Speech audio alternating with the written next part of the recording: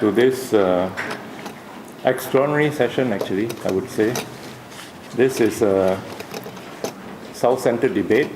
This is what we call it. I don't know how much debate we're going to get. I hope a lot. But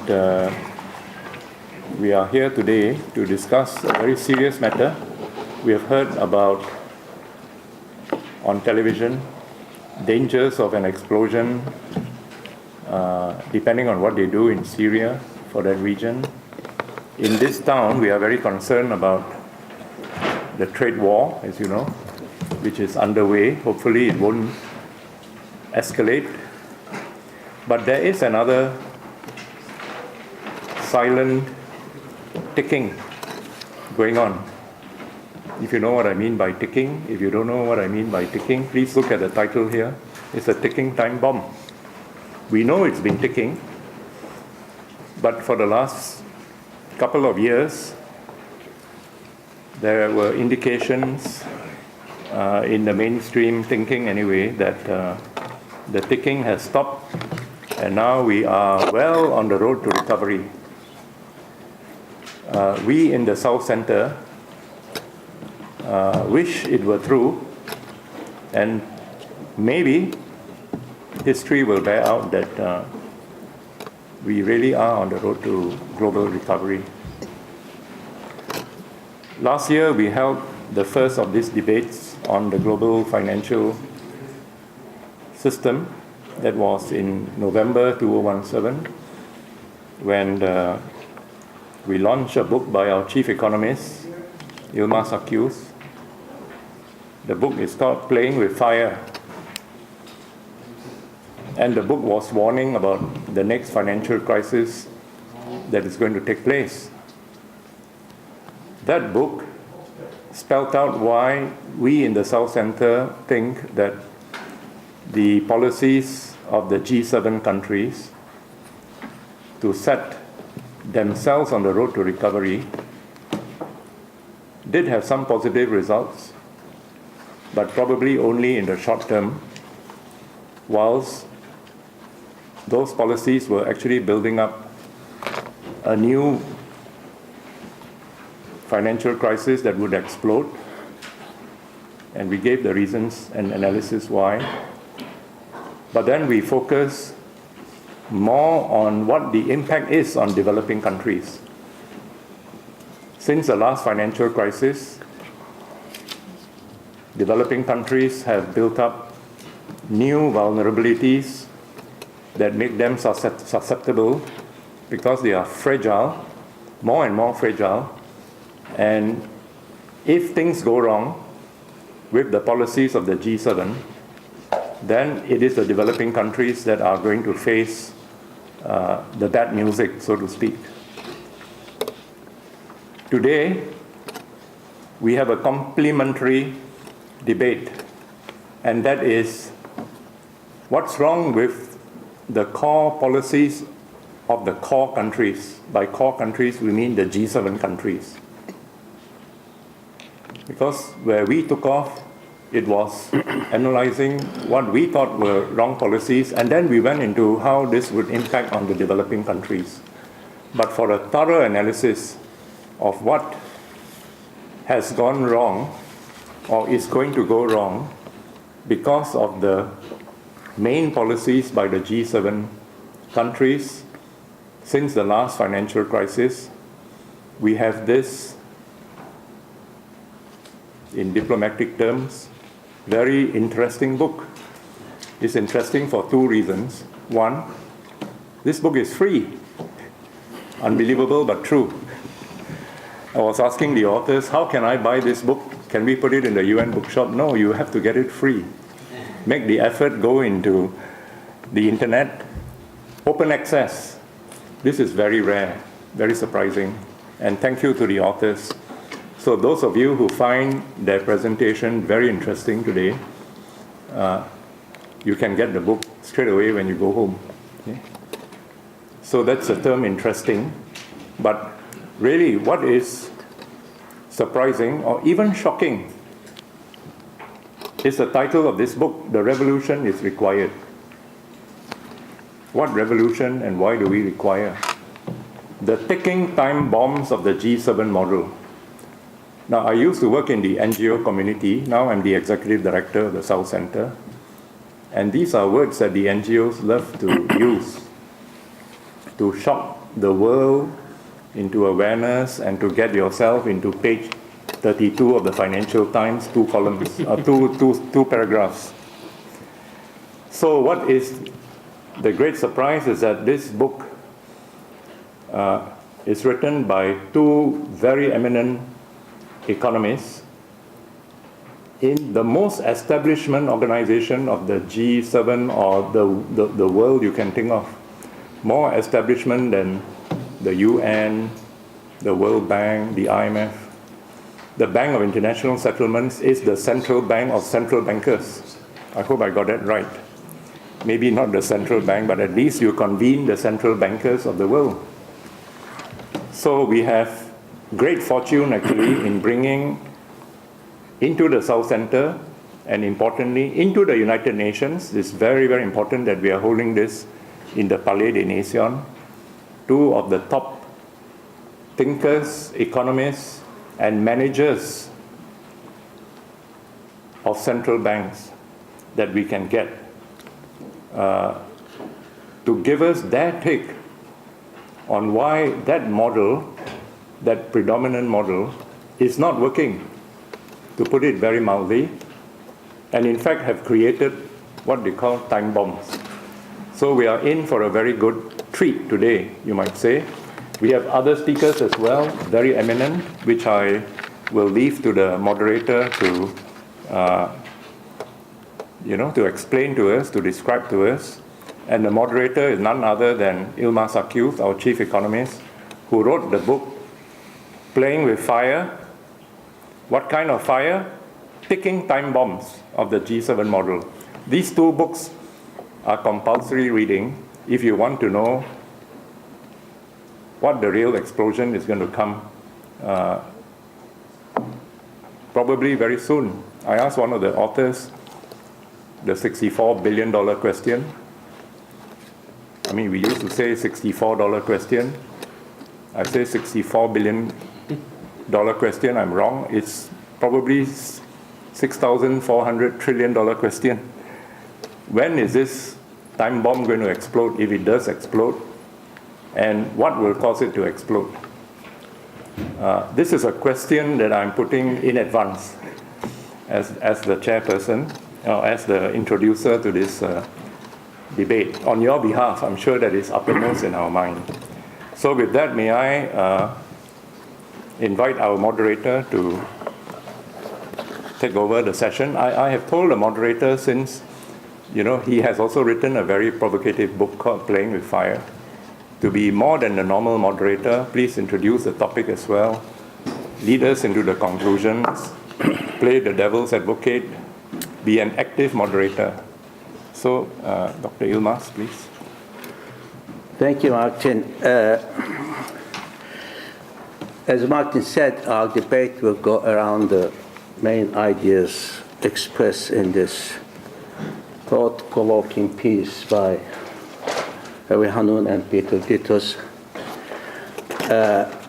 They will first present their ideas, followed by commentaries from 3 distinguished panelists on my right.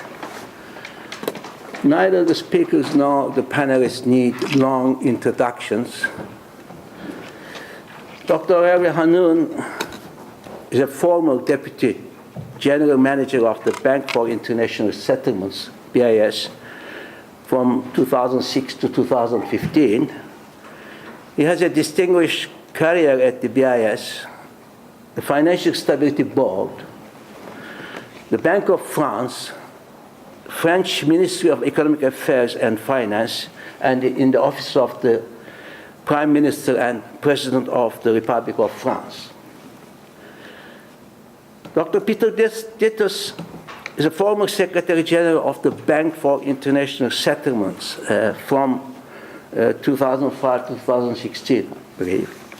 He assumed increasing responsibilities at the senior level in the BIS after he joined in 1992 including as Deputy Secretary General and member of the bank's executive committee. On my right, Dr. Velu Reddy, former governor of the Reserve Bank of India from 2003 to 2008, got out just in time. He was also a member of the board of South Center. Previously, he worked in various parts of the Indian public administration. I read a book that he wrote, excellent book about making of a central banker. It is also a compulsory reading, Martin. During his term as the governor, India had an enviable economic record. India averted many adverse spillovers from the policies that culminated in the subprime crisis in the United States, and had a high degree of monetary and financial stability and a very respectable growth. Dr. Andrew Comfort, on the far right, is a former senior economist in UNCTAD, a colleague of mine working on his flagship report, Trade and Development Report. He made significant contributions to our understanding of the working of the international financial markets and the role and limits of financial regulations in securing stability. And he was constantly following, monitoring, and critically assessing what came out from the Basel Committee on the financial regulations. And finally, my dear friend, Martin Kohl, who is being executive director of the South Center since 2009, an intergovernmental body of 54 developing country members. I have had a long association with Martin. He's a fighter for the poor and underprivileged, and author of several publications on wide-ranging development issues. And I dare say the Center has made a major leap forward during his management in the service of developing countries.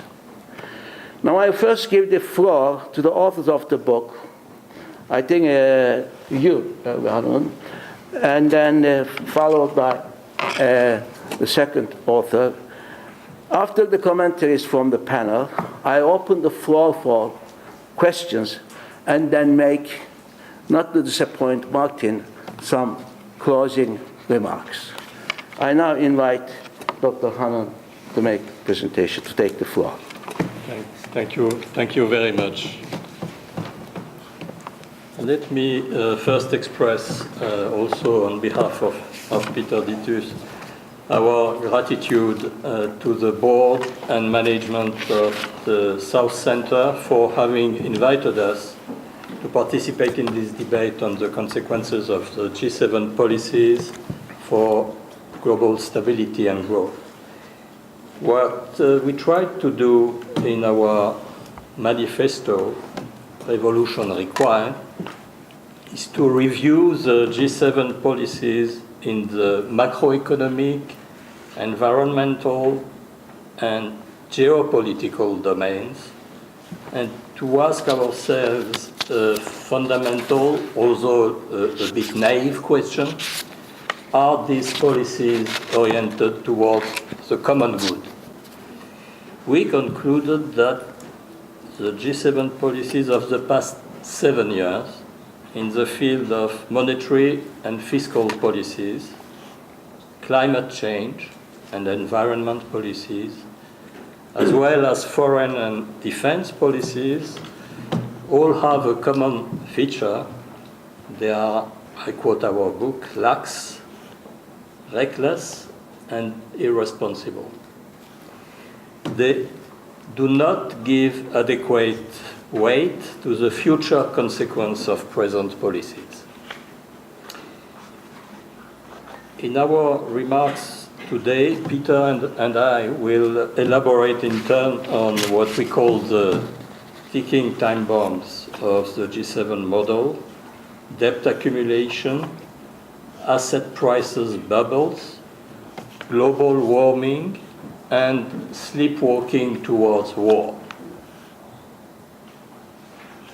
Let me start with the G7 debt-driven growth model. And first with fiscal policy. G7 governments have conducted lax fiscal policies in the past decade, with the exception of Germany. This is reflected in the 2017 government debt as percent of GDP calculated by the OECD, shown in this slide. Most G7 countries have a public debt to GDP ratio exceeding 100% of GDP, and these statistics do not include the huge unfunded government pension liabilities.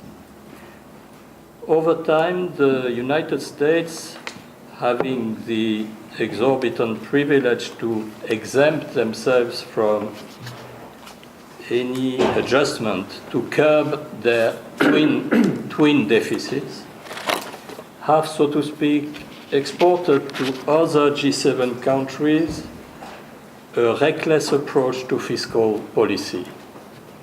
And Germany, the numbers are here, alone has been able to resist. The way fiscal policy is conducted in the United States is based on the notion that the reduction of the deficit can only be a consequence of higher growth. The idea that fiscal consolidation can also be achieved by a sometimes painful adjustment is not even considered. The same attitude is applied to the external deficit, which the United States do not envisage to reduce through any moderation of domestic demand. The benign neglect attitude over the twin deficits is scary. The current administration has recently multiplied new expenditure and tax cuts by $1 trillion with no funding other than more debt.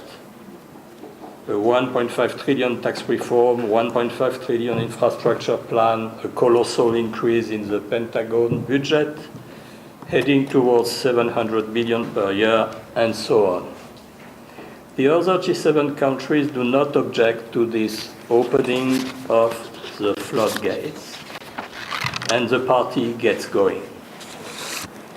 This reckless behavior, leading to a fiscal deficit projected to be around $1 trillion US in 2019, would not be possible without the permissive monetary policy conducted by the Federal Reserve since 2009, the complacency of the big three US-based ratings agencies, and the IMF blessing by virtue of the exorbitant privilege due to the main reserve currency. What is extremely disturbing is bipartisan complacency shown in what I call here the debt ceiling theater.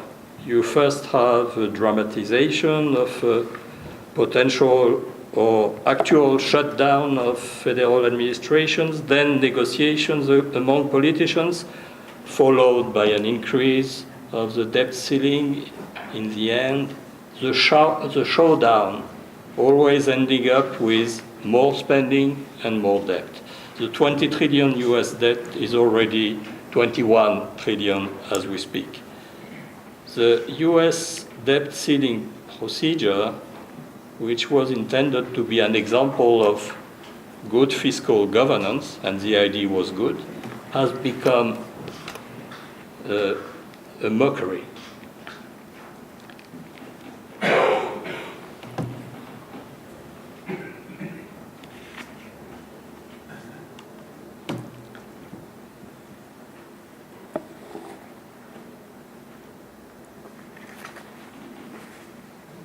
Acting like the sorcerer's apprentices, G7 central banks have become the main facilitators of the debt-driven growth model. They have put in place in the past 7 years all the incentive for unfettered debt accumulation. Near zero or negative nominal interest rates are a huge incentive to borrow, as the interest rate is the price of leverage in an economy. With negative nominal interest rates, governments in continental Europe are subsidized when borrowing. Extreme monetary policies have destroyed any incentive to fiscal discipline.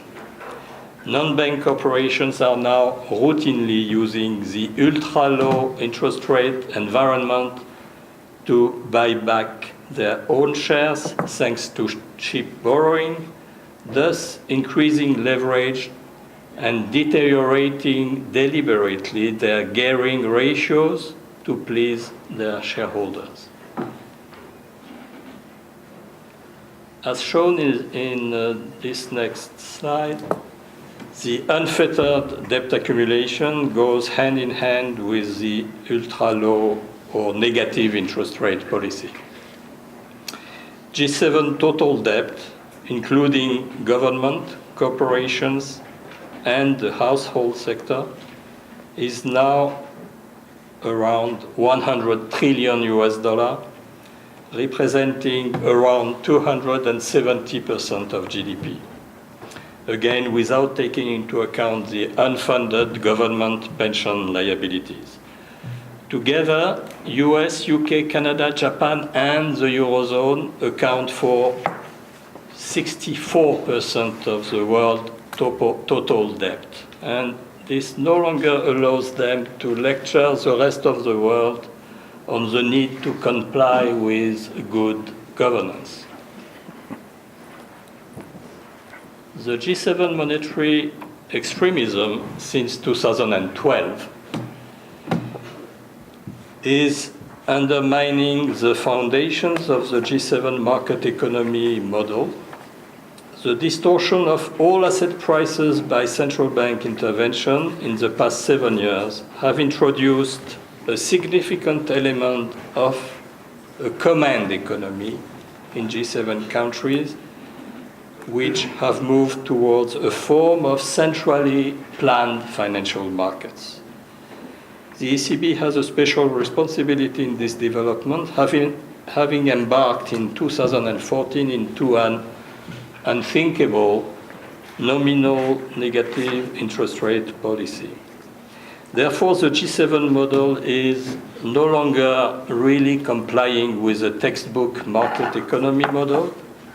Long-term interest rates are manipulated and no longer reflecting fundamentals. Spreads are artificially compressed, measure of risk is false, valuations of all asset classes are deeply distorted, and their net present value embellished by applying ultra-low discount rates to the future cash flows generated by stocks, bonds, or real estate. Sovereign risk is deliberately mispriced with a fictitious zero risk weight for G7 and EU sovereigns and embedded in G7 bank regulation.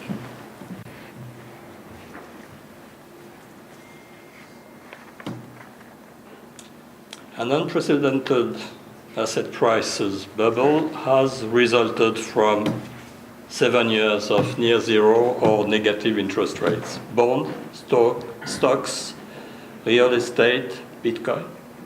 This is what can be called the everything bubble. I'm not the author of this formula.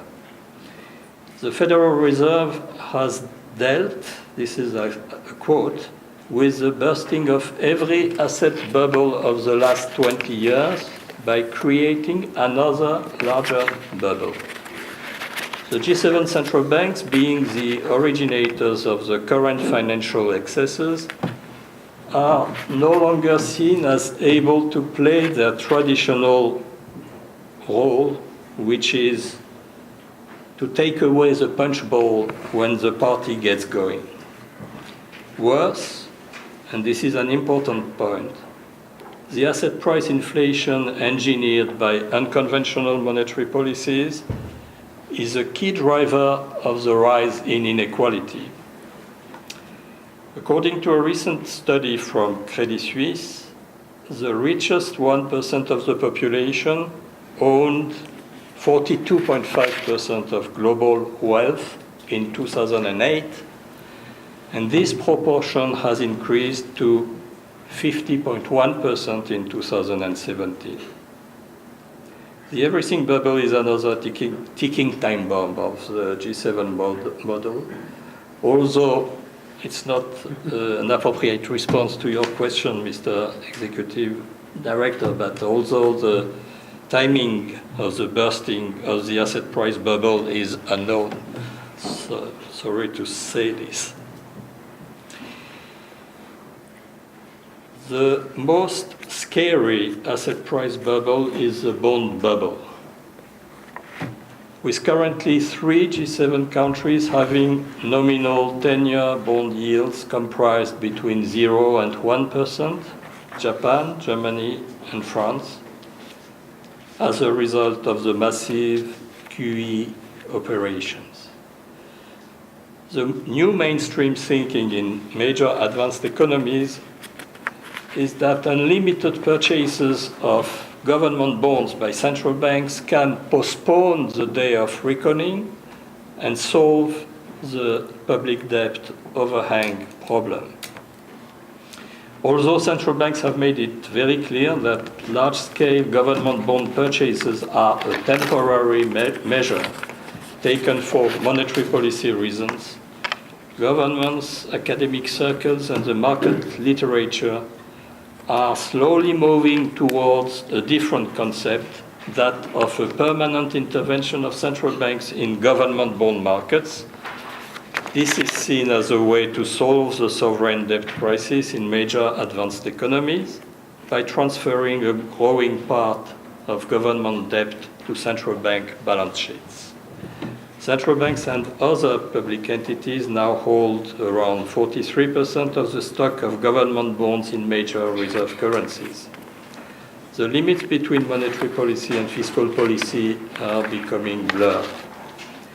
By transforming quantitative easing into a permanent monetary policy tool, G7 central banks are at risk of heading towards a slope which ultimately leads to government debt monetization. G7 central banks are at the crossroads, having to bear the consequences of their bold experiment. They are facing a dilemma, having to choose between two scenarios which are both risky: policy normalization or government debt monetization. It looks as if, for the time being, the Fed and the Bank of Canada are rightly leaning towards normalization, although at a slow pace, while the ECB and the Bank of Japan are dangerously heading towards a continuation, in a way or another, of the debt monetization experiment. Here is the dilemma. G7 central banks' policy normalization is the only option consistent with their mandate and with a return to the rules of a market economy.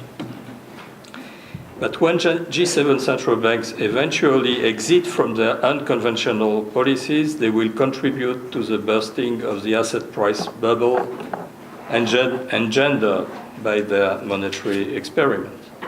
This could well be the worst financial crisis ever experienced, as the level of debt and the artificial level of asset prices have no precedent. But an even worse systemic crisis would result from the continuation of current unconventional policies, leading central banks to cross the Rubicon of government debt monetization. The perpetuation of these policies, with their zero or negative interest rate and large-scale purchases of government debt, would encourage the continued expansion of public debt monetization through the transfer of always more government bonds or on G7 central banks' balance sheet, would destroy the market economy, as it would pave the way for an unlimited expansion of the public sector.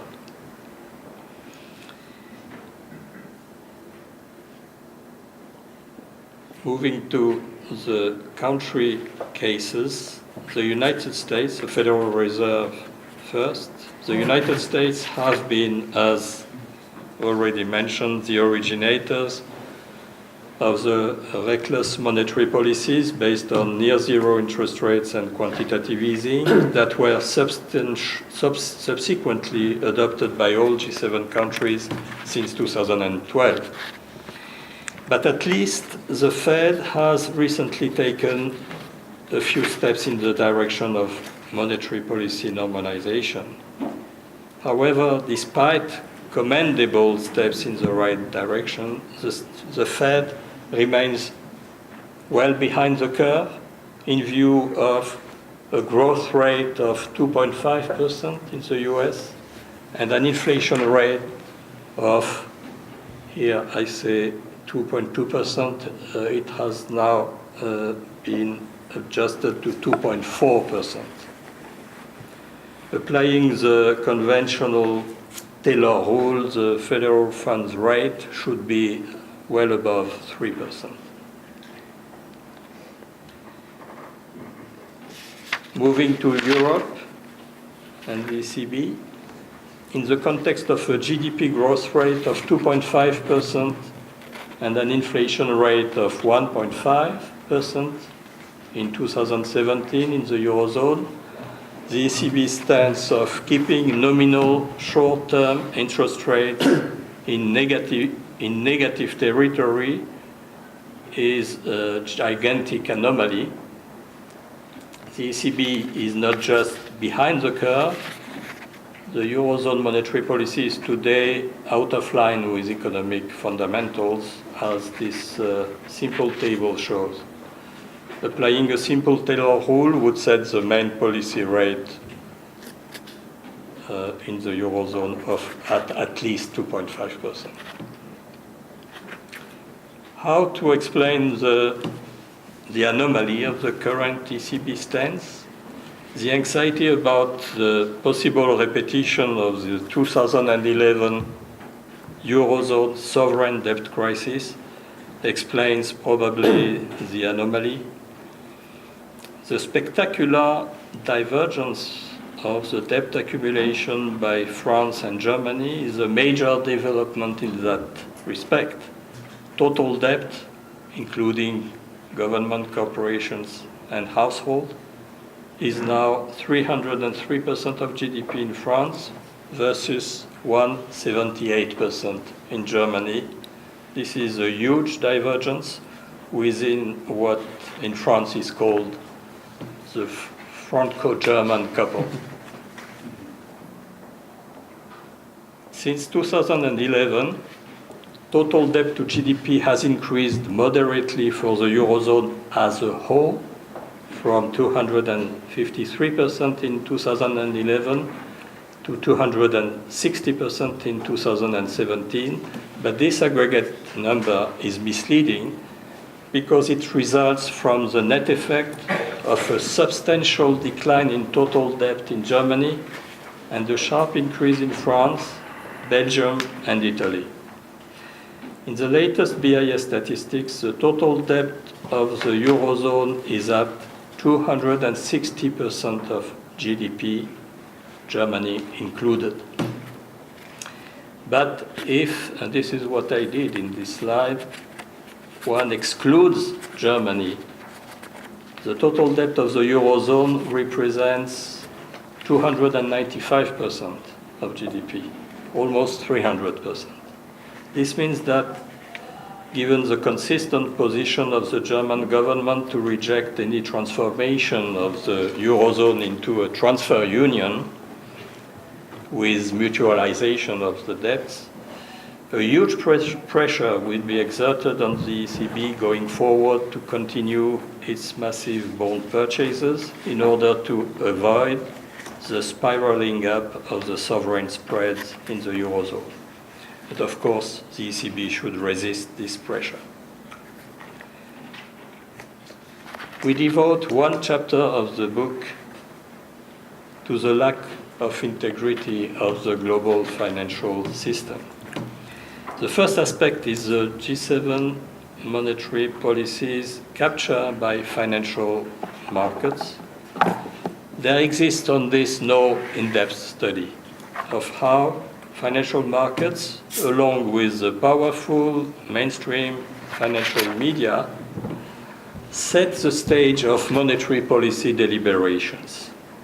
Ahead of central banks' policy meetings, a myriad of analysts from the research departments of large banks present their views of what central banks should do in terms of policy interest rates or quantitative easing decisions.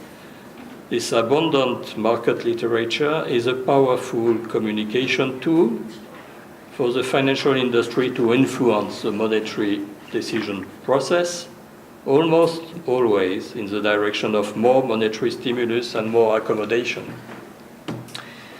Then you can read in the Financial Times or other newspapers, ahead of the central bank's policy meetings, the market view of what central banks are expected to decide. This mechanism is complemented by the principle imposed by the market that a good central bank is a central bank that is fully predictable and never surprises the markets. Therefore, the market participants are able to shape expectations in line with, of course, the interests of the financial industry. A G7 central bank that would deviate from the market consensus view in these days would be punished by what is called a market tantrum. Of course, central banks are under no obligation to follow the strong view expressed by the market, but it cannot be denied that there is a mainstream market view which influences in a very powerful way central banks' decision and exerts a strong pressure in the direction of monetary stimulus.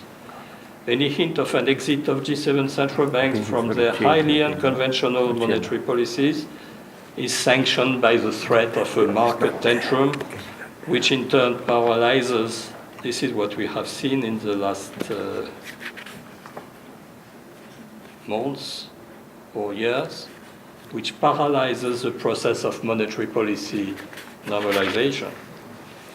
This mechanism of capture of monetary policy by financial markets in association with mainstream financial media may be best described as financial dominance. A second aspect of the lack of integrity of the global financial system is the capture, in some instances, of bank regulation by the powerful financial industry. This is best illustrated by the calibration of the leverage ratio, which was introduced in the Basel III regulatory framework and represented a fundamental breakthrough in the aftermath of the 2008 financial crisis. But the large European banks have deployed considerable efforts and lobbying in order to avoid the introduction of a rigorous leverage ratio. The Europeans have been adamant in pushing the group of governors and heads of supervision to decide in January 2016 to establish a soft leverage ratio consisting of a minimum requirement of only 3% of the bank's, commercial bank's total balance sheet, which means that the global standard will allow banks to be leveraged 33 times, with, it's fair to say, an additional buffer of 0.5% for the systemically important banks, but which would only be introduced in 2022. Since 2007, a new effort to further water down the leverage ratio has this time started in the United States as part of the deregulation program announced by the Trump administration. The US banks lobby doesn't like the current strong 5% leverage ratio existing in the US. And they seem to have convinced the US authorities to weaken the leverage ratio. This was mentioned by Reuters yesterday, towards, that's 5%, but towards the 3% minimum. This is a work in progress, but 10 years after the great financial crisis, which was caused by excessive leverage, bank leverage, the US and EU authorities are dangerously and irresponsibly encouraging again commercial banks' preference for leverage. I should mention other illustrations of the lack of integrity of the global financial system, and I will not elaborate on those. I just mentioned this. The indiscriminate zero-risk weight for G7 and EU sovereigns in bank regulation, which is a serious deviation from sound accounting and risk management. The absence of a Pillar 1 capital charge for interest rate risk in the banking book at a time where the interest rate risk is very high, and the blatant, in my view, bias of the big three ratings agencies in favor of G7 sovereigns. Let me stop there and hand over to Peter Dittus, with your permission, for the second part of the presentation. Yeah, Peter. Thank you, Hervé. When we were working together on this book, we were actually asking ourselves whether at this point we shouldn't make a full stop and just say we have covered the things we actually know something about. In the end, we decided sort of to risk ourselves into more impressionistic areas, and I think it's fair to say that we don't cover them sort of with the same thoroughness. Why did we do that? Fundamentally, I think we did it because we felt that what we were describing in the financial world was really, in a sense, sort of the icing on the cake, that something fundamentally was going on, that the world was becoming more brittle in its foundations that we had been taken for granted. And therefore we thought it's really not right to stop here. We should just sort of give some hints of how we see the foundations weakening in the world where it becomes very hard to, people have said it's a post-truth world. It becomes very hard to distinguish what is propaganda from what is real developments, and analysts who can make that distinction have become rarer as well. So let me just sort of make a few remarks on these areas. One is global warming. Now, whenever there's an international meeting of the parties, there's fantastic media coverage, and everyone says something needs to be done, and there are fantastic declarations. What are the facts on the ground? The facts on the ground is that since the Kyoto Protocol, basically nothing has been done except for good words. You read the G7 communiques, their reference to global warming is watered down with every successive meeting. The US have withdrawn from the Paris Agreement, and even that was not binding anyone except for the publications that came out of it. And the European Union continues with its carbon trading system, and when you look at that trading system, you can see it started initially something around 30 euros per metric ton. Then it went down to 1 euro, and now it's currently about 13 euros. And that, if you compare that to the work that has been done, the background work, the scientific papers that have been put together, we would probably be looking for something in the order of 50 euros per metric ton if anyone was actually serious of reaching the target of that has been agreed in the Paris Agreement of something significantly less than 2% global warming by the end of the century, something more like 1.5. Now there's another element, so that global warming, I'm doing it very impressionistic, so you excuse me, please. There's a replacement going on between sort of the post-Second World War reconstruction phase in the Western world.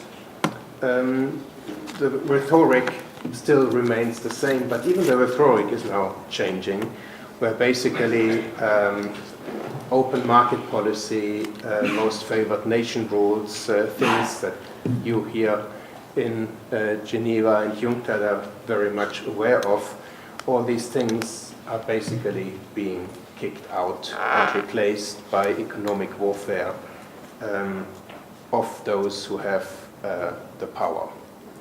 And I think that you can see this in many areas. You can see it in how allies of major countries are treated differently from other countries. You can see this by the trade wars generated by the expansive monetary policy of central banks. And you can see it, for example, that countries like China, Russia, Iran, or Venezuela, they have to seriously think about alternatives of making international payments, because they are dependent on the SWIFT payment network. And increasingly, the United States are threatening of switching off that payments network, even though it's nominally not controlled by them. So, for example, in Russia, you have now, China is much more advanced, they have their own national payment systems in the meantime. But, for example, Russia is now working with Vitalik Buterin, I don't know whether you know him, the founder of Ethereum.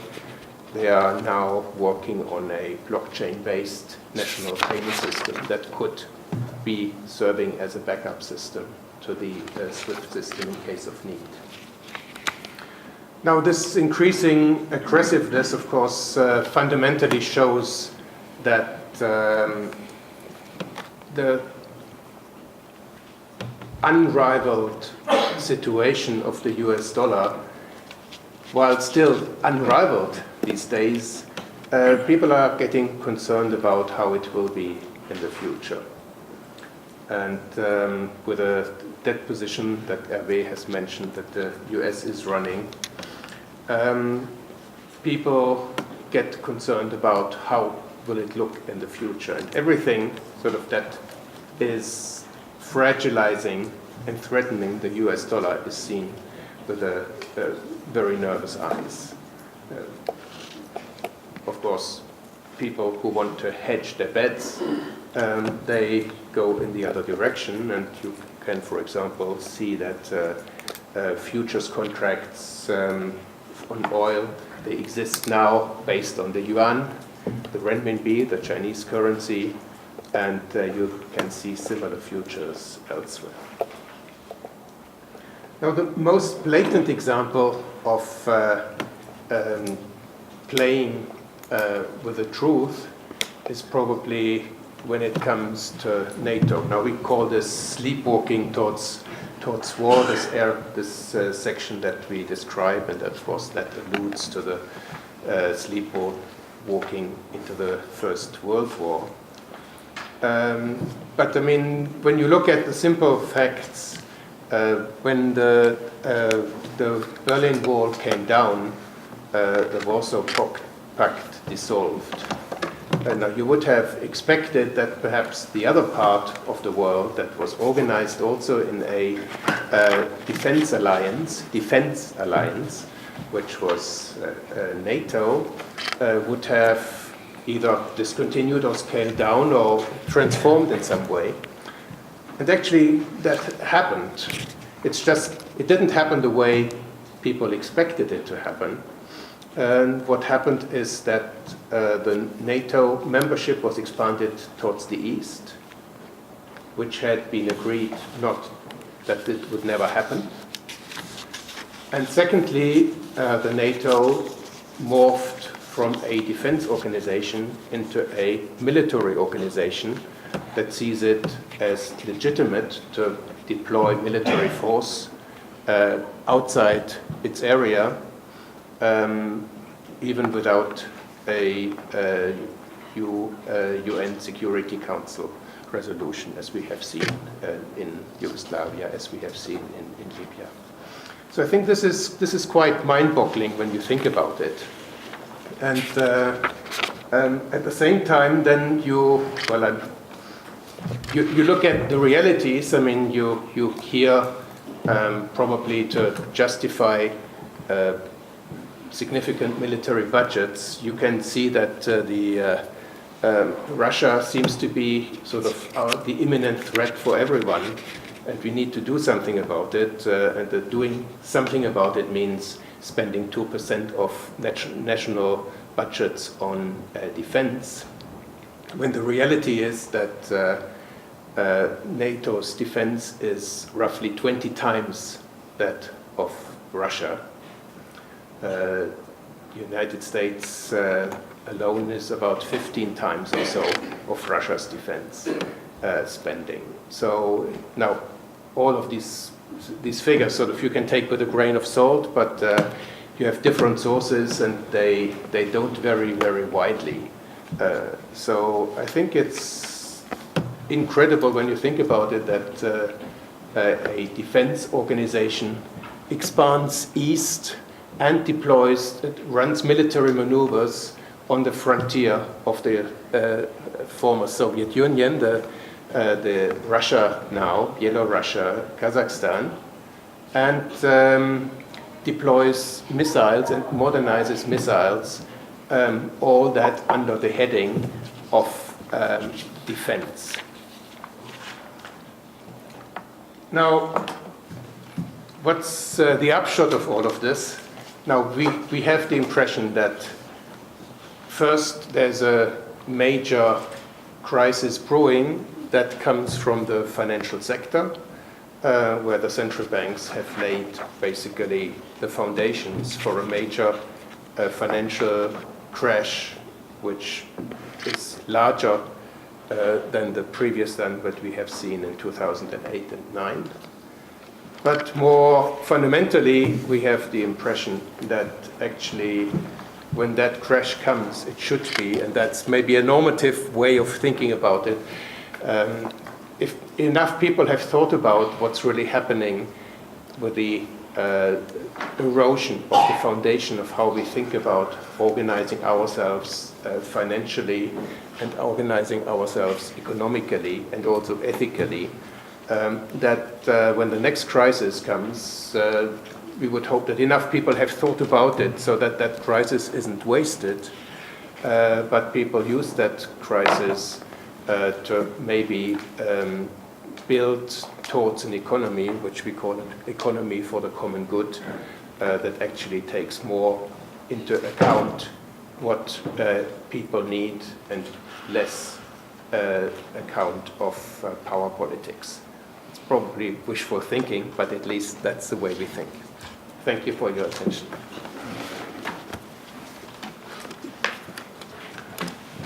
Thank you very much, August, as I said, for provoking presentation from both of you.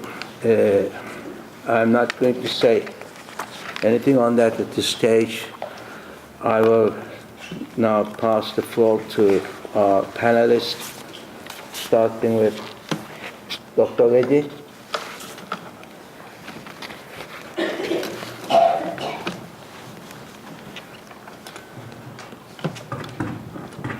Okay? Yeah. Thank you very much. Friends, it is an honor and privilege to participate in this discussion. But it is also a pleasure because I am among friends and I have worked with each one of them at least for a decade in some way or another. We have been interacting. So for them, I suppose what I say will not be very new, but for most of us it may be. More importantly, we have to, the book is so comprehensive, so insightful and so rigorous, it will be very difficult to do justice to the book or the subject. So what I am trying to do is just pick up a few themes and then provoke and perhaps share my confusion on the subject. What are the critical themes? First question I'm trying to ask is, it has been pointed out about G7 countries, a lot of debt, and USA, huge debt. But how is it, these countries, particularly USA, how could they borrow so much as to cause a crisis 10 years ago? And they continue to borrow now to be able to cause another crisis, predict another crisis. That's the first question. How could they do that? Most of us can't do that. We would have fallen by the wayside well before that. Second, what should be the central banks were involved, in a way they brought about the crisis. Then they are supposed to solve the problems, and then now again they are causing a problem. So what's the new role that they should adopt? Third, we had sort of a multipolar, bipolar, then multipolar. The whole issue is examined by the authors under the section of multipolar world, which I believe is a wish, but still that's the question we have to ask. And that determines, so basically there is not too much of a distance between monetary policy and geopolitics. And so that's what we have to look at.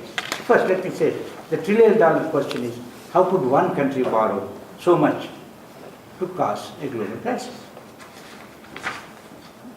The answer lies in geopolitics, political economy and finance, with money or currency and finance as the central piece.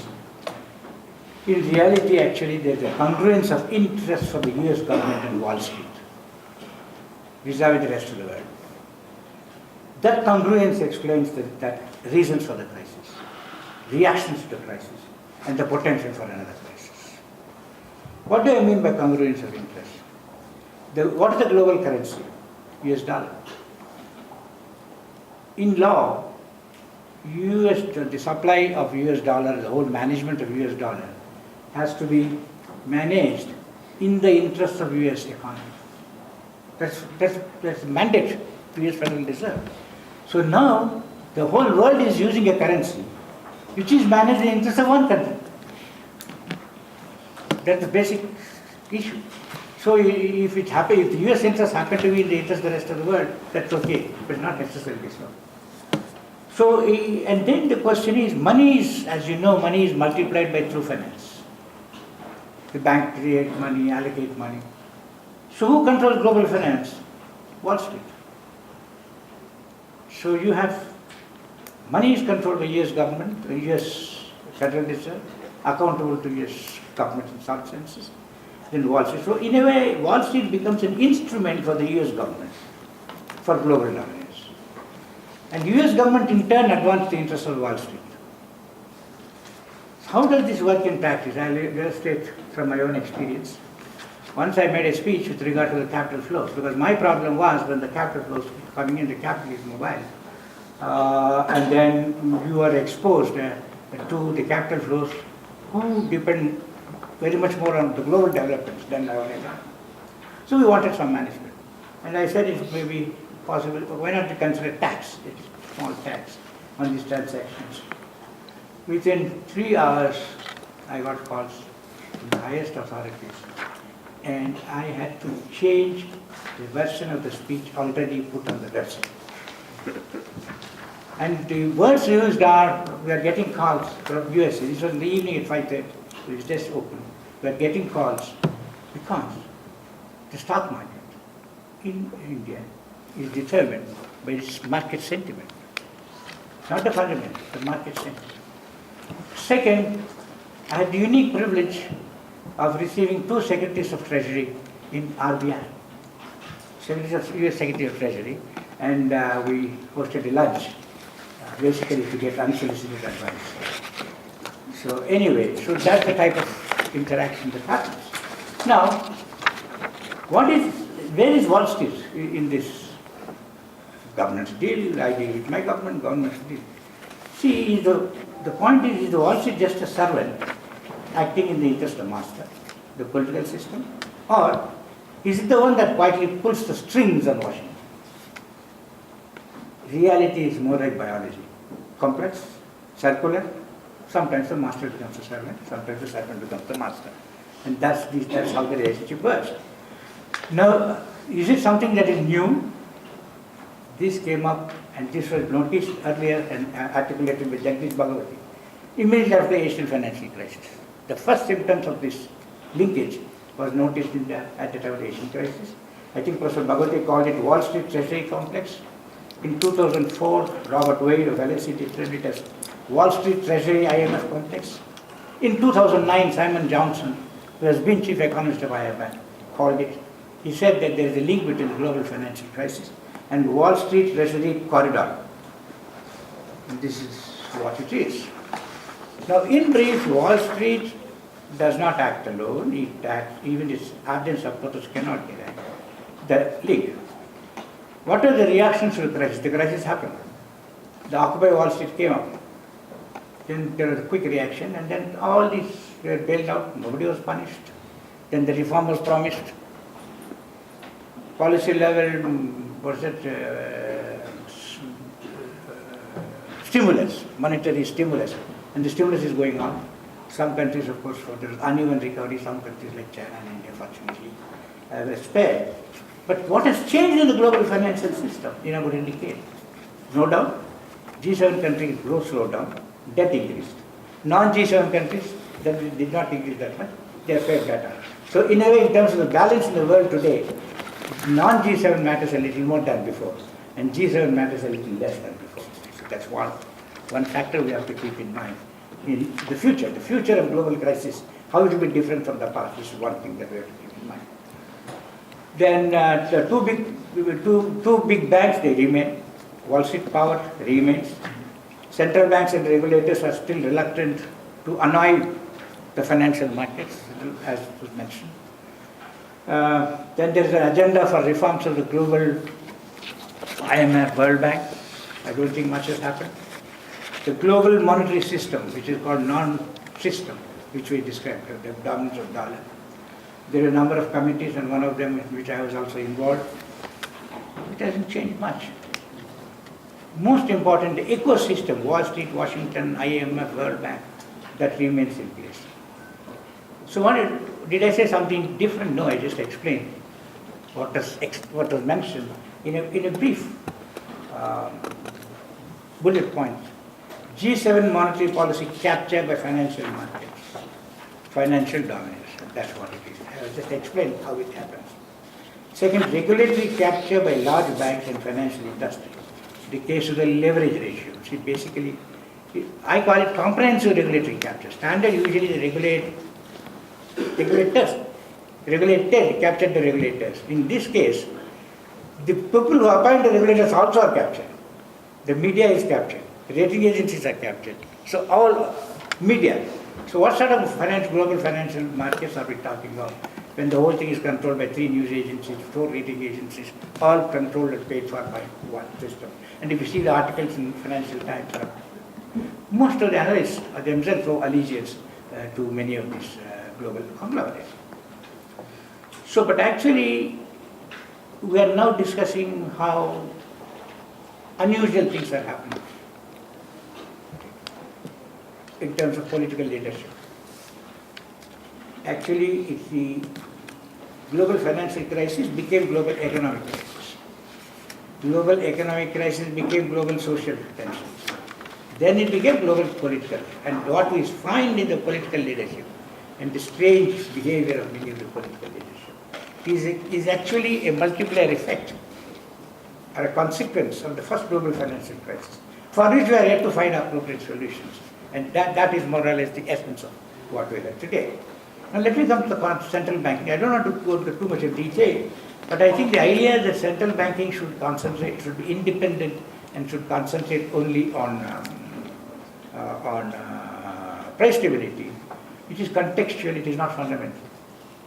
If you see in the history, this came up only in 1970s after the collapse of Bretton Woods system, high oil prices. If you see in the history, all central banks did four functions: price stability, financial stability, like a lender of last resort. Then we had this credit availability for growth, and then actually providing support to government's borrowing program when required, and restraining the government's borrowing program when warranted. So they had to work in collaboration depending on the situation. So what happens is, depending on the context, the emphasis changes, depending on the context. And unfortunately, I think we are in a state of what we call the confusion about changing the relative emphasis. The crisis has proven that excessive emphasis on price stability is not appropriate. Then it follows about monetary policy being, in some ways I differ with my central bank friends here, of following a rule. For analysis, it's good. Science is good for analysis or forecasting. But after that, the decision. So monetary policy is treated sometimes as science. No, it's actually science for analysis. But the decision has to be art, because we think of the future. And in the future, our actions get a reaction. So it's a lot more complex, and a lot of judgments are involved. So I keep saying that people thought that monetary policy was becoming thanks to econometric models, more of a science than an art. I said no. It is more of a science in analysis and more of an art in decision making, because of the complexities. So, but will the new future crisis, global crisis, will be similar to the past one? Obviously not. And there are two things that happen. One, last time when it happened, we had price stability was achieved not because of monetary policy and inflation, that it is because of China entering, and China entering the global supply chain, and it moderated the prices. But you can't have another China coming again next time. So the tensions have to come up. So you can't have the benefits of globalization second time over or third time over. So it has happened once in a massive way. Now it's less of a role. Secondly, we also have an importance of migration, which determines the wages more than anything else in particular advanced economies. So we are going to have different type of challenges as we move. On the issue of fiscal discipline, again, I believe that in the normal times you should keep the two balance sheets separate. You must maintain the integrity. But if there is a crisis, we must recognize that balance sheet of the central bank and balance sheet of the government are really part of the public sector balance sheets. And therefore you may have to use both of them for effectiveness of public policy in times of crisis or in times of reform or structural transformation. So there are occasions where policy warrants using them together. So that's a slight deviation from my view is slightly different from what you have just expressed. The other thing is about the leverage and the debt. There again, I think we have to take a view that the debt to GDP ratio is a rough figure to start with, but much depends on the overall leverage. That is, suppose you have got four or five balance sheets: household balance sheet, corporate balance sheet, financial sector balance sheet, government balance sheet. If the government is highly leveraged, if the householders are reasonably less leveraged as in India, or the corporates are less leveraged, or the finance, so the aggregate leverage is more important. At least that should be seen carefully. Second is the national balance sheet, external assets and liabilities have to be taken into account, aggregate external assets and liabilities. That will change the picture with regard to the sustainability of public debt for a country. And also who holds the debt is very important. Whether the debt, most of the debt, if it is held by residents, then the risks are less than otherwise. So I think some of these complexities, which may not be that relevant for highly developed economies like G7, but for non-G7 these are important. And as I mentioned earlier, the non-G7 countries also are important as we move along in terms of global stability.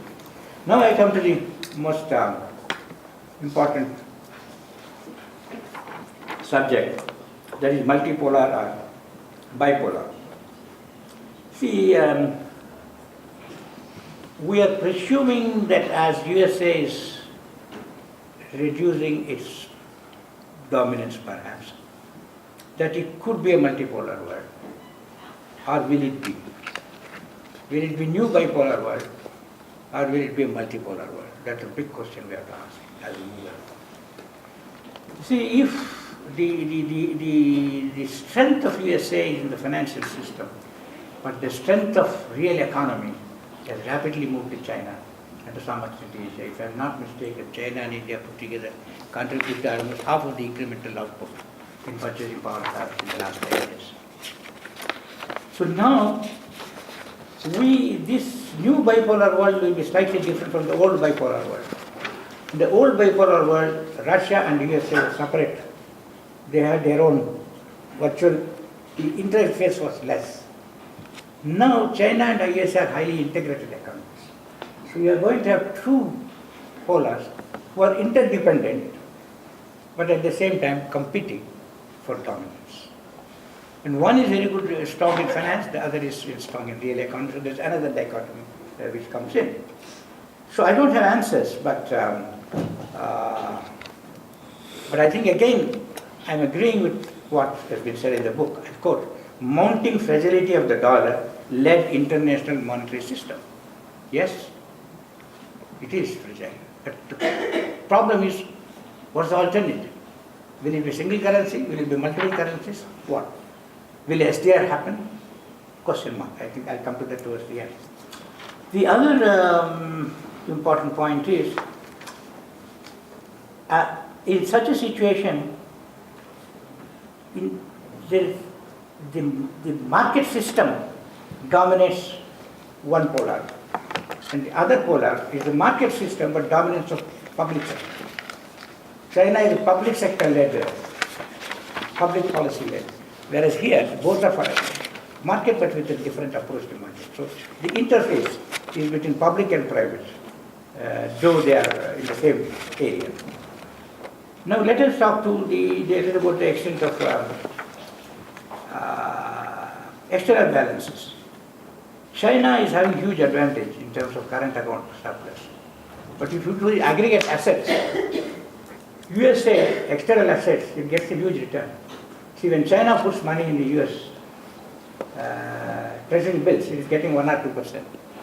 When USA as a country is investing in different companies, their return is 12% or 15%. So they are very strong in the capital account. See, another interesting thing is the external assets management by the government. China is actually moving and investing heavily away from financial assets to physical assets. One belt, one road, physical infrastructure in Latin America. So in a way, the hold of the Western system, financial system, over the sovereign wealth of China, the sovereign external wealth of China, that is moving away. And where are they investing? China is investing its external assets in low yield infrastructure, high risk, illiquid. So it is a way of bypassing the financial system for purpose of investing your wealth. So it reduces the dependence of China on the financial system and a way forward. Now, what happens is When we talk of debt liabilities, particularly developing countries, these are contracted outside the financial system. So when we talk of debt sustainability of some of the developing countries, you don't have full information of the nature of debt, because it's government to government type of debt. And when the magnitudes increase, and the dispute resolution mechanism is not the standard area as in the past. So you have, in each country, even the IMF and World Bank is finding it difficult to assess the total debt liabilities of some of the developing countries, some of the smaller countries. So it's, in a way, there is a bypassing of the global financial system in the cross-border capital flows. Now the problem is that how can a global financial system move on if the second largest economy is trying to bypass the global financial system? And increasingly there is a tendency to do business outside the global financial system. So that is getting undermined. Let me quote the authors in conclusion. They say, the only promising option for the future is to continue with the incremental diversification of the SDR basket, to include in future new international currencies such as the rupee. I don't recommend it. in order to take account the evolving balance of economic He power. would want it as a government. Well, in fact, when the discussion came, I mentioned that we don't get much out of it, keep out of it, let the other people handle it. That's, so we, as I always say, in India, we don't contribute any imbalance, no excess savings, excess investment. Here also let their basket be handled between those who are powerful and those who think they are powerful. Now, my feeling is that it is the fond hope. I do anticipate SDR become a currency, except the unit of account, definitely not for finance settlement. So then what happens? So how do you move? There is a non-system, and I don't see a substitute for a system. And the existing non-system itself is being bypassed. And that is the challenge. And these sort of things, how do they get settled? They don't get settled through finance and economics. They settle somewhere else, perhaps. So by and large, but the point I'm trying to make is that it is not just finance. We are in search of a new balance. New balance between the role of nation states and global. Role of state and market. Role of finance and real estate. And unless there is integrated rebalancing, because we are not sure where to go. So in a way, I think it's a simultaneous rebalancing. And if you don't work towards it in a cooperative manner, then I don't know if you call it revolution or a war, but it will be highly destructive that will happen. So I would only say that it's very exciting to think and they're very depressing to imagine. Thank you very much. Thank you. Thank you, Dr. Reddy. I'm not sure if you're so keen on rupee becoming a reserve currency. As you know, Japan was never keen on yen becoming a major reserve currency. Now I want to pass the floor to Andrew Comfort now, who could, I expect he will tell us a bit about the regulatory capture and all that. Andrew. Thanks, Yilmaz. It's difficult to follow really the broad portrait of what's going on in the world. What I'm about to say is very prosaic by comparison. Principal focus of revolution required is the expansion in monetary policy of the advanced economies, which has been the main response to the global financial crisis. While the macroeconomic causes and consequences of the global financial crisis have not been properly addressed by the advanced economies, the weaknesses in regulation revealed by the global financial crisis have been the subject of an extensive regulatory program of increases in capital, better risk management, and enhanced incentives. However, there continue to be questions concerning the adequacy of the measures included in this programme, owing to limitations of multilateral agreements on regulation, which must overcome divergences in national financial systems, and resistance to many of the reform proposals from the powerful banking lobby. Now, Revolution Required deals concisely with the achievements and lacunae of the regulatory agenda so far. The central element of this agenda is the revised version of Basel III, developed by the Basel Committee on Banking Supervision. Banks' capital buffers, based on a stricter definition of capital, have been increased. The capital requirement for common equity now amounting to 7% of risk-weighted assets.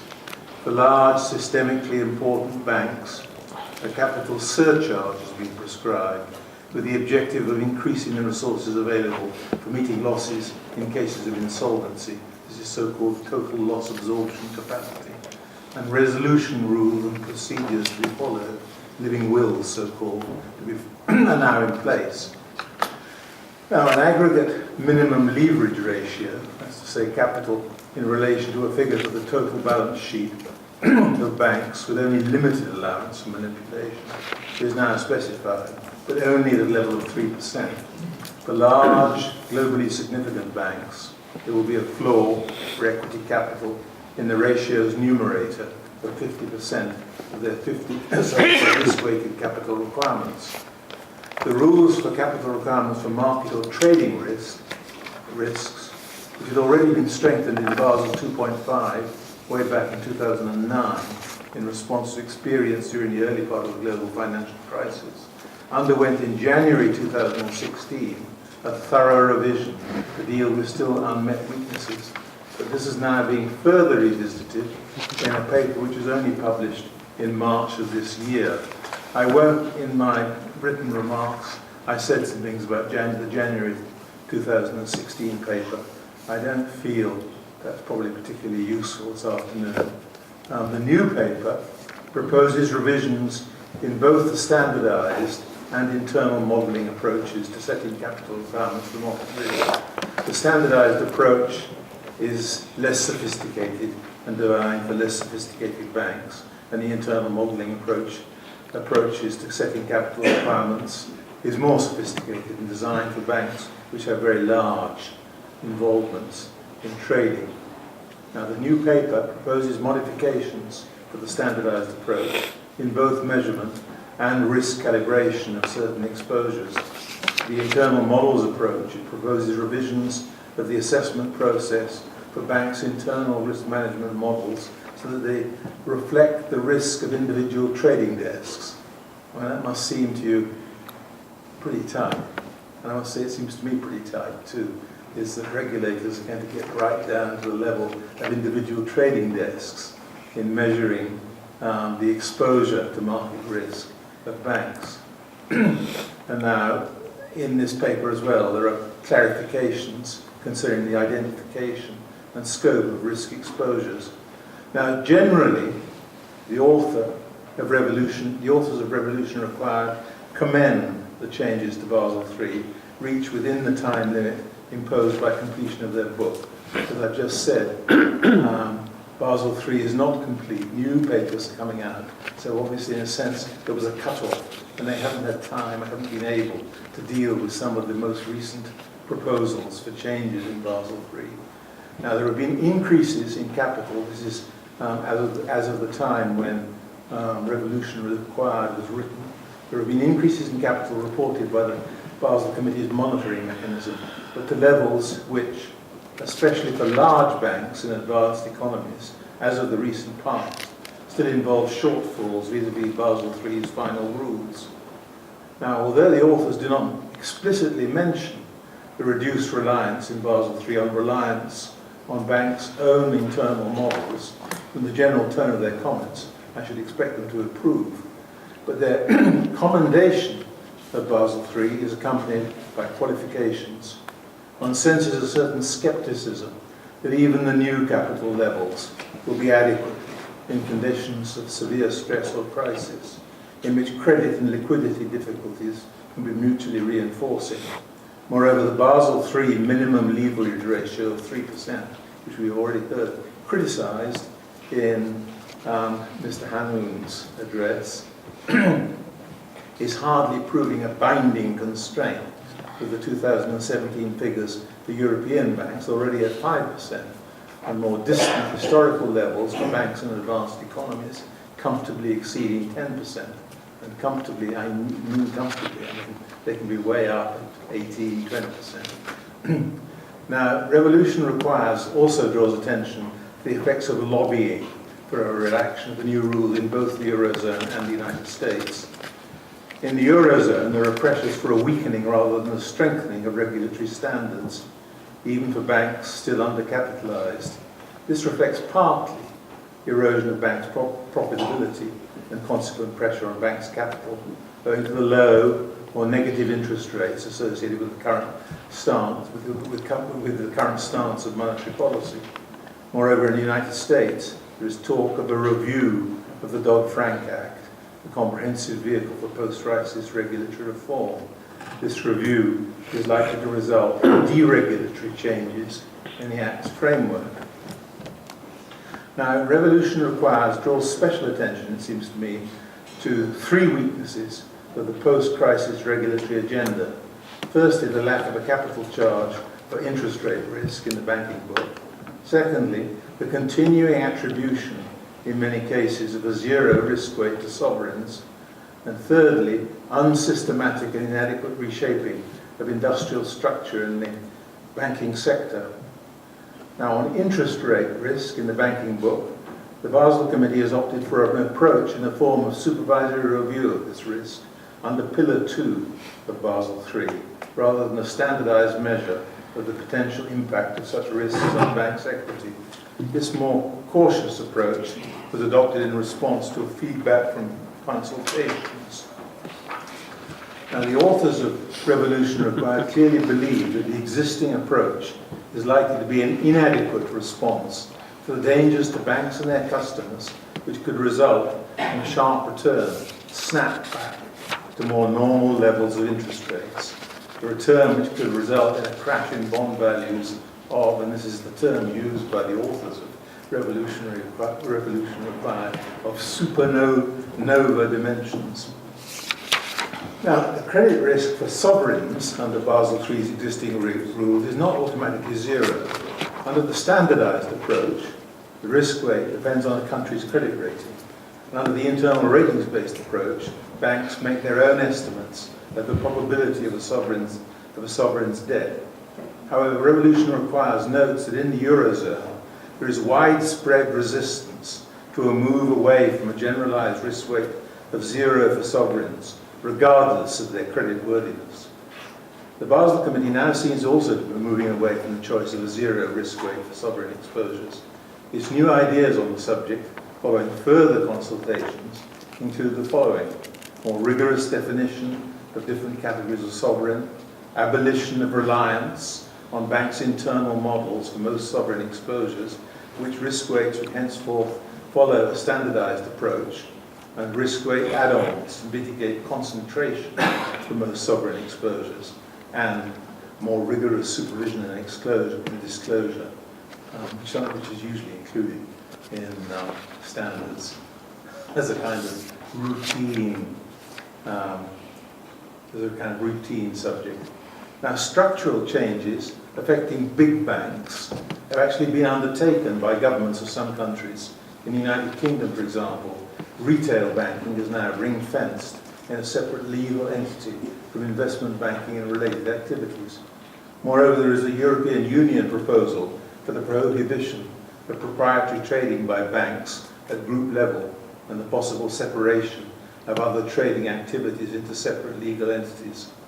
Nevertheless, like other commentators, the authors of Revolution Required are concerned that, despite the new rules imposed on systemically significant institutions, there is still a real possibility that in periods of stress, big banks will be protected from bankruptcy, with the cost of such protection to be borne by the population as a whole. Here they draw sympathetic attention to the proposal of Neil Kashkari, President of the Federal Reserve Bank in Minneapolis, that consideration should be given to the possibility of breaking up large systemic banks into smaller, less connected, less important entities, or turning large banks into public utilities by forcing them to hold so much capital and so little leverage that they virtually can't fail. Now, under Kashkari's proposal, banks with assets of $250 billion or more would have to increase their common equity to 23.5% of their balance sheets. According to his analysis of IMF data, Kashkari's proposal would reduce the probability of another banking bailout to 9% from 67%, which he views as the probability under current reforms.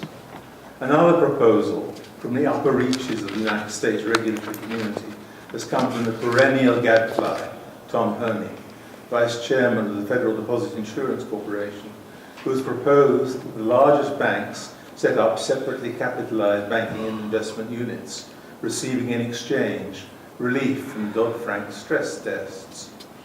Now, the crisis has generated many other proposals concerning size and corporate governance in the financial sector. These proposals have undoubtedly been influenced by several factors. The choice of officially sponsored and arranged mergers in many advanced economies as an instrument for avoiding more widespread bankruptcy during the global financial crisis, which in the United States has led to increases in the size of major banks and the level of concentration in the sector, and doubts that adequate management and governance of large financial conglomerates is still possible. Now, a fuller review of the many ideas and proposals on banking structure and governance provoked by the global financial crisis would take me far beyond the scope of my comments today. I should nonetheless like to describe briefly a comprehensive, if utopian scheme put forward by the well-known financial commentator David Shiref, because of the way it brings together, under a single heading, so many of the possible dimensions of the reform of bank structures and governance. Shiref's underlying vision of the financial system is as a utility, non-financial analogues which he cites, being the sewage system and electricity distribution. The key functions of banks for ordinary people, in his view, are to facilitate payments and to safeguard and keep track of cash balances. These functions are performed primarily by retail banks, which are just being separate institutions with capital levels and deposit insurance, rendering failure almost impossible. The second of the three major institutional groupings in Shiref's scheme is corporate wholesale banking. The core activities of such banking would be lending, cash management, and standard foreign exchange and interest rate hedging services. These could be accompanied by limited and carefully defined support to investment banks, with restrictions designed to ensure avoidance of the interconnectedness which made the collapses of Bear Stearns and Lehman Brothers so potentially dangerous. Corporate wholesale banks will be subject to capital and liquidity rules, but not necessarily the same ones as the retail banks. The third of Shiref's groupings, which is the subject of his most radical proposed treatment, is pure merchant and investment banks. These would provide advice and transaction services, underwriting the placement of shares and bonds, and taking equity and lending stakes in new and existing ventures. Their activities would include trading in financial instruments. Especially notable is Shiref's proposal that the corporate form for this grouping should be partnerships, long common among investment banks. The partnership, in his view, achieves a better alignment of interest between a bank and its top management. Guidelines for employees are less likely to accommodate or encourage risky trading, since losses will be met by the bank's owners, that's to say the partners. There will be no legal capital requirements for this group, and regulation will be light, consisting principally of conduct of business and stock exchange rules. This wouldn't exclude ad hoc regulatory measures considered necessary, for example, to restrain overheated property markets, which are frequently harbingers of crisis situations.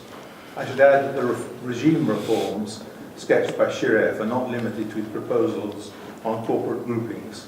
They include also caps on bankers' remuneration and the abolition of bonus pools and forbidding the purchase and sale of credit derivatives in regulated banks, unless there is also an offsetting position in the underlying credit.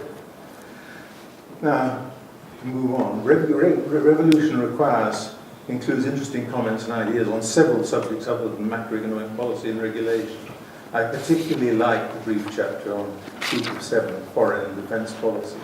The author's observations seem particularly apt in view of the way in which NATO has been surreptitiously transformed from a defensive alliance into a broader military and political grouping with objectives including enlargement eastwards and military intervention in the Middle East and Asia.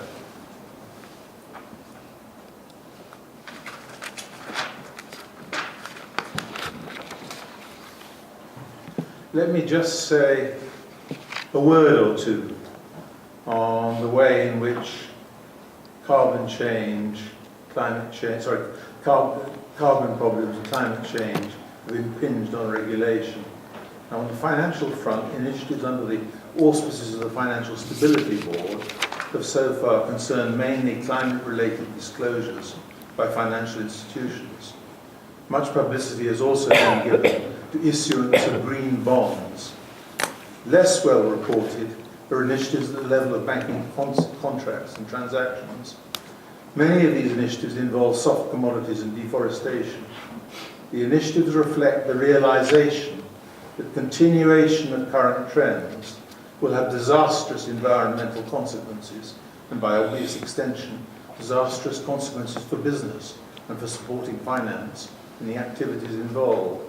An example of these initiatives is the resolution of the Consumer Goods Forum, a network of 400 consumer goods companies with combined sales of 2.5 trillion euros to achieve zero net deforestation in their supply chains by 2020. A group of international banks has worked with the Consumer Goods Forum to achieve agreement on a soft commodities compact to align the bank's services with the forum's goal. Now, other actions involve appropriate incorporation in risk management and pricing at the level of individual firms of risks due to unsustainable production and trade of soft commodities. Now, all this, no doubt, seems painfully slow in view of the pressing character of environmental and climate change problems, but it does represent a start of sorts. Now, to conclude, I'd like to say that I'm delighted to have been a member of the panel discussing the book of Hannoun and Dittus, from which I learned a great deal, and I'm grateful for your attention. Thank you, Andrew. Now I give the floor to our last panelist, Martin. Thank you. I learned a lot about the financial system from the presentation, and I will be encouraged to read the book in full because of so many interesting points that were made. Like all of you, I thought that the last financial crisis, 2008-2009, would lead to the revolution because financial orthodoxy seemed to have collapsed. You know, the idea that financial markets left to itself would be the best way to use finance for economic growth. So financial orthodoxy will never be the same again, we thought. And there would be more regulation, more controls, and so on. But as the book has pointed out, indeed, financial orthodoxy won't be the same again, but it went in the wrong direction once more, and that is they discovered new instruments to do business as usual, and even more business in an unusual way through quantitative easing, together with fiscal laxity, which I think is the center piece of this book.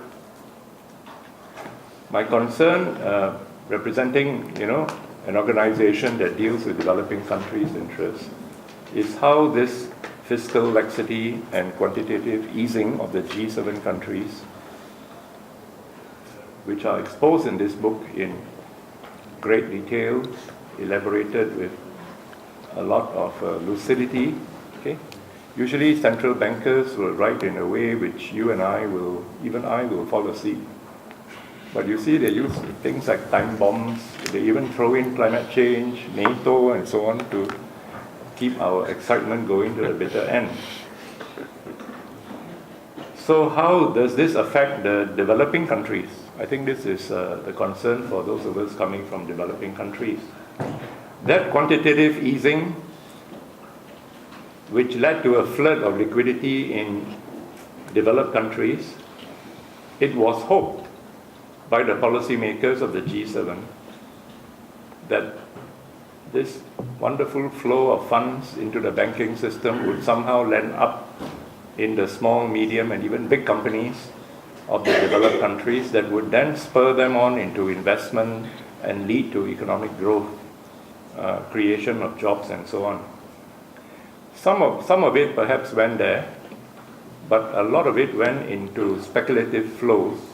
That is, if the banks are flush with money, and if you're an investor, instead of putting that money into creating factory jobs and so on, you take that money and you put it in other countries where the yield is higher, maybe even marginally higher, 1%, 2%, or even 3% higher, but with such huge quantities of money, then you can make a lot of money just by putting the money that the banks are now making available to you at zero interest to somewhere else where the interest rate may be 1%, 2%, 3%, or in the case of my country, 4%, some other countries 5 or 6%, which even after they take into account the risk of currency changes and so on would be very worthwhile.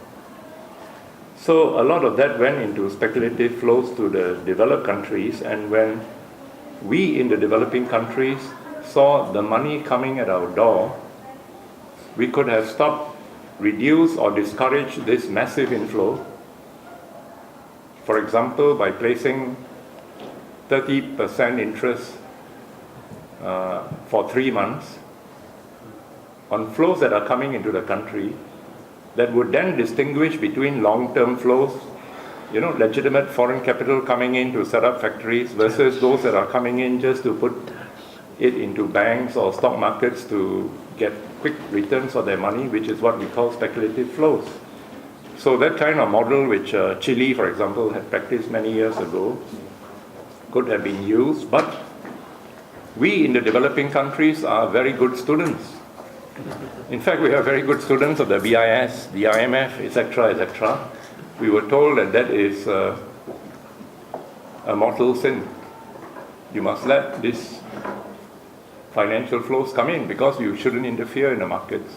So we opened the doors, and then this huge flows of money came in, and it had the following results. I'm talking of my own experience in my country and many other countries that I have been watching. Number one, with all this money coming in and landing up in houses and in land, the real estate prices went up. The bad result is that local people cannot afford housing anymore. And there is a backlash against the government. This is a very massive issue. Secondly, the stock market prices went up. And when it went up, then the local people start buying a lot too. And then you mix with foreign and local capital. The stock market is now a mixture of speculation and real assets. In my country, I think maybe 25% of the stock market value is now owned by foreigners due to these speculative flows. The third is that the speculative flows went into buying local government bonds. The government, seeing all this money coming in, was encouraged to lend money to foreigners because the money is coming in. And in the old days, if you buy a government bond, you say, well, for 3 years it's locked in, and after 3 years you get your money back at whatever percent, 5% or 6%. Today, with the secondary market being so important, you can buy a government bond and sell it 7 days later and take the money out. So what comes into government through government loans can also leave immediately. You can't lock it in for 3 years anymore in most countries. Even if it is bought in local currency, and therefore the government does not bear a currency risk. Such huge quantities are coming in that you now bear a risk that if the money flows out, you may end up in external debt. Then you have local inflation. Consumer prices go up because a lot of money comes into the economy. Fifthly, the currency appreciates. When the currency appreciates, you are able to sell less exports because the prices of your products goes up abroad. So your export value begins to, your trade balance gets affected. And finally, the country becomes very susceptible, much more susceptible, to new forms of external debt problems, which could lead to crisis when this time bomb explodes. Okay? So the inflows and outflows of funds have been happening in developing countries, and even since 2018 and 2008, 2009 crisis, during the crisis there was capital outflow. Then the money came back to developing countries, partly due to monetary and fiscal policy in the G7. When the US announced that it was stopping the expansion of quantitative easing, stopping the expansion, there was what did they call it? A tantrum. Taper tantrum, right? So money flowed out of developing countries. Then it came back again. In 2015, massive outflow from developing countries. Then it came back again. So we are now having mini booms and busts that are now taking place. And when eventually the big bust comes, it hasn't come yet.